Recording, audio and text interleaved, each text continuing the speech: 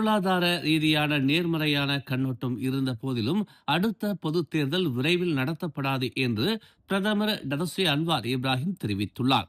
சீர்திருத்தங்களை செயல்படுத்துவதில் தாம் தற்போது கவனம் செலுத்துவதாகவும் முன்னுரிமைகள் உட்பட பலவற்றில் கவனம் செலுத்துவதாகவும் அன்வார் கூறினார்.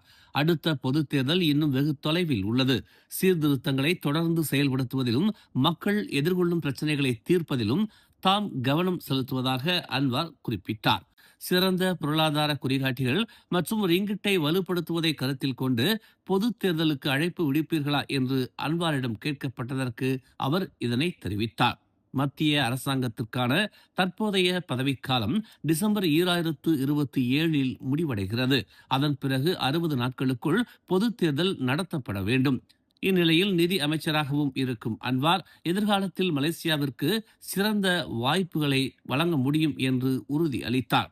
முன்னதாக செப்டம்பர் மாதத்தில் நாட்டின் பொருளாதார குறிகாட்டிகள் மேம்பட்டுள்ளதாகவும் முன்னணி குறியீடு 0.8 விழுக்காடு அதிகரித்து 113.3 புள்ளிகளை பதிவு செய்துள்ளதாகவும் புள்ளி விவரத்துறை தெரிவித்துள்ளது.